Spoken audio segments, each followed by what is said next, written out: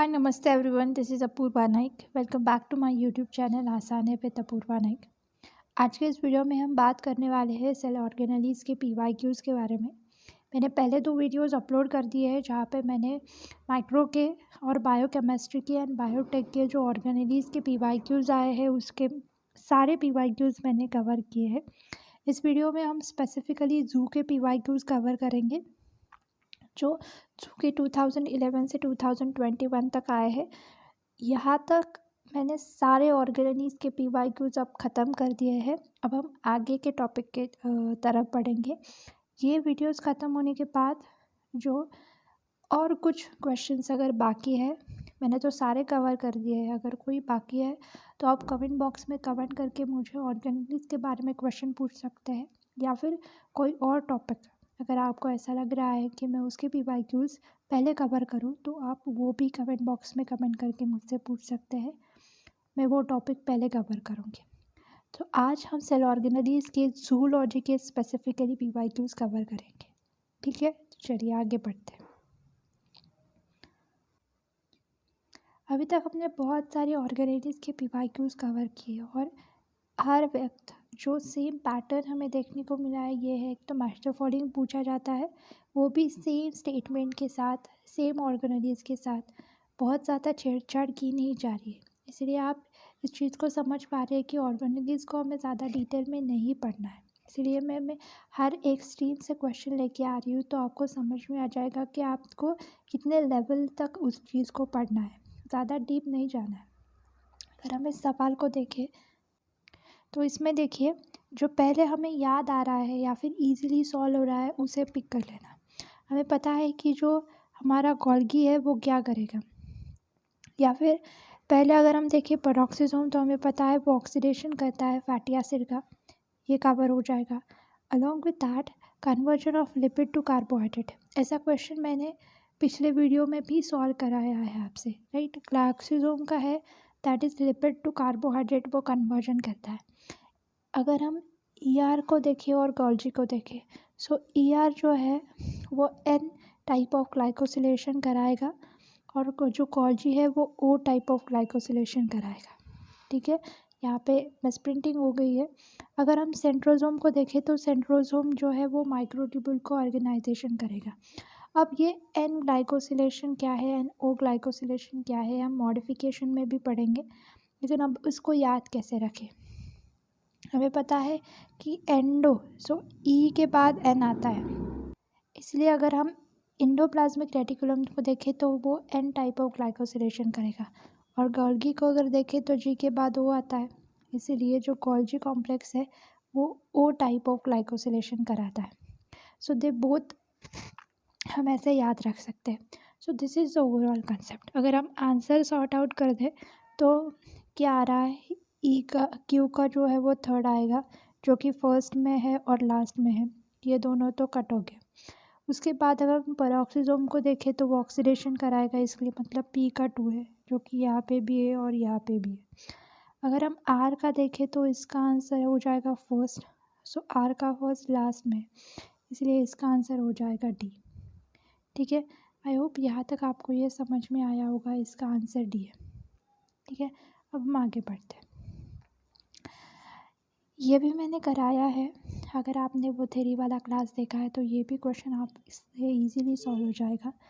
Tarsha disease in the human genetic disorder is associated with defect in which of the following cell organelles. मैंने theory में बताया था कि most commonly जो diseases होते हैं वो लाइसोसोम के एंजाइम्स की एब्सेंट की वजह से होते हैं. अगर लाइसोसोम में किसी एंजाइम प्रेजेंट नहीं हो तो बहुत सारे डिसीजेस कॉज होते हैं. ये देखो जूलॉजी का 2080 का ये क्वेश्चन है और इसका आंसर है लाइसोसोम. अब ये जो है which of the cell is treated with cyanide, which of the following organelles have a higher level of cyanide. ये ऑर्गेनेलीज का भी है. अलॉन्ग विद दैट इसमें एक और लॉजिक भी लगता है, that is electron transport chain. Electron transport chain का एक कंसेप्ट यहाँ पे लगेगा, या फिर ये कि अगर हम देखें तो साइनाइड एक इनहिबिटर है जो कि इलेक्ट्रॉन ट्रांसपोर्ट चेन के 4th कॉम्प्लेक्स को इनहिबिट करता है. ठीक है, इसीलिए अगर हम सेल में बहुत ज़्यादा साइनाइड डाल दें तो उसका कॉन्सेंट्रेशन हायर लेवल में कहाँ मिलेगा, तो तो उसका कॉन्सेंट्रेशन हायर लेवल पे हमें माइटोकॉन्ड्रिया में मिलेगा। ठीक है, सो इसका आंसर है फर्स्ट। अब अगर ये क्वेश्चन देखें तो detoxification of alcohol occur in the liver cell where the peroxisomal enzyme remove hydrogen from an it which। पहले तो मैं अगर हम डिटॉक्सिफिकेशन को देखें तो डिटॉक्सिफिकेशन मैंने थ्योरी में बताया कि डिटॉक्सिफिकेशन मोस्ट कॉमनली ईआर में होता है, दैट इज़ लीवर के ईआर में डिटॉक्सिफिकेशन होता है। इससे भी क्वेश्चन आया है कि किस ऑर्गेनेलीज में डिटॉक्सिफिकेशन होता है, सो ईआर में डिटॉक्सिफिकेशन होता है। यहाँ पे क्या पूछा है कि peroxisomal enzyme remove hydrogen from it which, hydrogen कहाँ से रिमूव करता है, या hydrogen remove hydrogen from it. So it's combined with water molecule to generate hydrogen peroxide. It used to break down hydrogen peroxide, transfer to the mitochondria, transfer to the oxygen molecule to generate a hydrogen peroxide. So hydrogen peroxide का formula है H2O2। ठीक है, सो यहाँ पे वो क्या करता है, रिमूव करता है जो कि फ्री रेडिकल्स है। फ्री रेडिकल्स को रिमूव करने के लिए हम क्या बनाते हैं, हाइड्रोजन पेरोक्साइड बनाते हैं जो कि पेरोक्सिसोम करता है। थ्योरी में मैंने एक चीज़ और एक बताई थी कि हाइड्रोजन पेरोक्साइड ये टॉक्सिक होता है और वो उसकी टॉक्सिसिटी रिमूव करने के लिए हमारे पास या पेरोक्सिसोम के पास क्या है, कैटालिसिस है। सो वो कैटालिसिस का यूज़ करता है और हाइड्रोजन पेरोक्साइड को फिर डिग्रेड कर देता है। ठीक है, लेकिन हाइड्रोजन पेरोक्साइड कैसे बनाता है, तो वो ट्रांसफ़र करता है oxygen molecule to generate hydrogen peroxide. ठीक है, ऑफ कोर्स जो H2O हमारे पास पहले से ही है, वाटर में अगर ऑक्सीजन मॉलिक्यूल ट्रांसफ़र कर दे तो वो क्या बना देगा, हाइड्रोजन पेरोक्साइड बना देगा। सो this is all about hydrogen peroxide. Hydrogen peroxide बनाने के लिए उसे क्या करना पड़ेगा, ऑक्सीजन को ट्रांसफ़र करता है वो to generate hydrogen peroxide. I hope यहाँ तक आपको क्लियर हो गया। अब हम आगे बढ़ते हैं। फिर अगर हम इस सवाल को देखें तो हमें यह पता है कि ईआर जो है या फिर पेरोक्सिसोम जो है वो ब्रेक डाउन करता है फैटी एसिड को। सो जो क्यू का आंसर है वो IV हो जाएगा, जो कि यहाँ है। ठीक है, बाकी किसी में नहीं है। अगर हम गोल्जी को देखें तो वो प्रोटीन का सिक्रीशन करेगा, सो R का 2 है वो यहाँ पे है। S का जो V है, एंडोसोम जो है वो इंटरनलाइज करेगा रिसेप्टर्स जो कि प्रोटीन सिक्रेशन में मदद करेगा। और ER जो रहेगा है वो मेम्ब्रेन का बायोजेनेसिस में मदद करेगा। सो इसका आंसर हो जाएगा C। ठीक है, उसके बाद the mitochondria is not considered to be the part of endomembrane system and according to which of the following reason. Endomembrane system मैंने बताया था कि न्यूक्लियस के बाद डायरेक्टली ER शुरू होता है और ER के बाद गोल्जी है, राइट। सो गोल्जी जो है वो क्या करेगा, प्रोटीन को सिक्रेट आउट करेगा, प्रोटीन को सिक्रेट आउट करेगा और ये जो सिस्टम है इसे ही हम कहते हैं एंडोमेम्ब्रेन सिस्टम। सो इस एंडोमेम्ब्रेन सिस्टम का माइटोकॉन्ड्रिया पार्ट क्यों नहीं है, ये क्वेश्चन यहाँ पे पूछा है।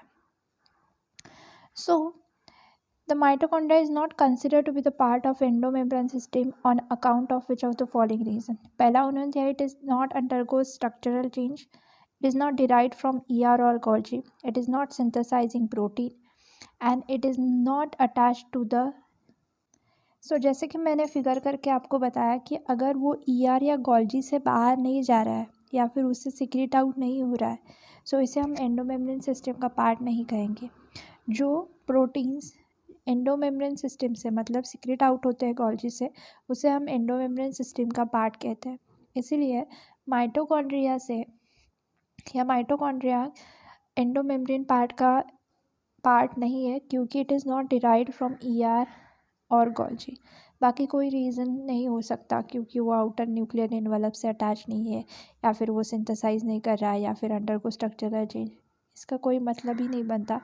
एंडोमेम्ब्रेन सिस्टम का पार्ट इसीलिए नहीं है क्योंकि वो गोल्जी और ER से डिराइव नहीं हो रहा है।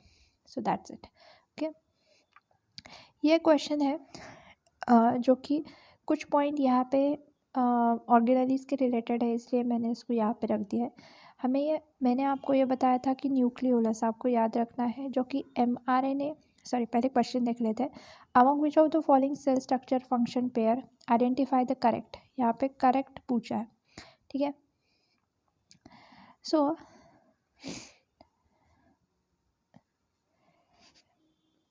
यहाँ पे करेक्ट पेयर पूछा है। न्यूक्लियोलस का mRNA ट्रांसक्रिप्शन नहीं, rRNA ट्रांसक्रिप्शन में मदद करता है। न्यूक्लियस एरिया जहाँ पे rRNA का ट्रांसक्रिप्शन होता है। सो ये तो गलत हो गया। पेरोक्सिसोम सेलुलर रिस्पिरेशन में नहीं, माइटोकॉन्ड्रिया सेलुलर रिस्पिरेशन में मदद करता है। सो ये भी गलत हो गया। Microvilli engulfment of foreign body, microvilli engulfment के लिए नहीं, वो सरफेस एरिया बढ़ाने के लिए मदद करता है। सो ए भी रॉन्ग हो गया। साइटोस्केलेटन सेल माइग्रेशन में मदद करता है। Yes is absolutely right. So इसका आंसर हो गया बी। सो इसका आंसर है B. So mitochondria is not considered to be the part of endomembrane system. ये तो हो गया। Okay, this is Golgi apparatus is termed as a cellular post office since its pocket transport cellular protein across the various organelles and outside the cell. In general, Golgi is perinuclear in location and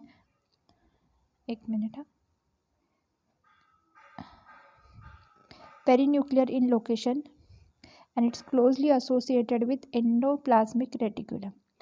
The chemical component monmacin inhibit all trafficking from the Golgi.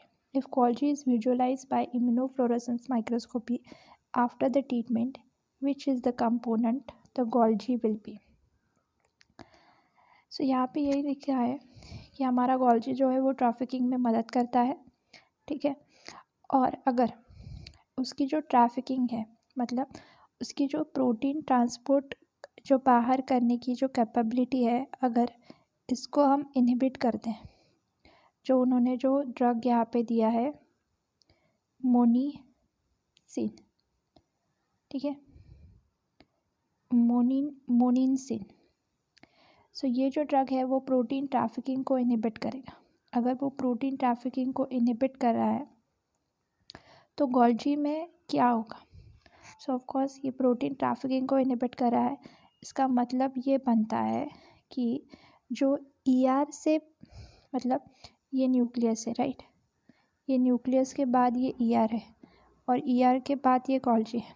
मतलब ER से जो protein secrete out हो रहा है वो तो बाहर secrete out होंगे, ठीक है, लेकिन Golgi से जो प्रोटीन बाहर सिक्रेट आउट होने वाले हैं वो बाहर सिक्रेट आउट न होने के बावजूद वो Golgi में ही अटके पड़ेंगे और यहीं पे अटके पड़ेंगे, बाहर नहीं जाएंगे, ठीक है। सो इसमें होगा क्या, अगर हम विजुअलाइज करेंगे तो हमें क्या दिखेगा? सो Golgi इज विजुअलाइज, वो एब्सेंट दिखेगा, नॉर्मल दिखेगा, सोलन दिखेगा या फ्रैगमेंटेड दिखेगा। सो ऑफ कोर्स वो सोलन दिखेगा क्योंकि वहाँ पे प्रोटीन जो है, सो इसका क्या हो जाएगा, हमें Golgi जो है वो सोलन फॉर्म में दिखेगा। सो इसका जो आंसर है वो हो जाएगा C. So this is all about zoology's PYQs of cell organelles. I hope आपको यहाँ तक समझ में आया होगा। अगर कोई क्वेरी है तो प्लीज़ कमेंट बॉक्स में कमेंट करके मुझे बता देना, मैं उसको कवर कर दूँगी। आई होप आपका वीडियो समझ में आ रहे होंगे। अगर मेरे चैनल को आपने अभी तक सब्सक्राइब नहीं किया है तो प्लीज़ चैनल को सब्सक्राइब कीजिए, मेरे वीडियोस को लाइक कीजिए एंड ज़्यादा से ज़्यादा आपके फ्रेंड्स के साथ शेयर कीजिए। Thank you so much for watching this video. Keep learning.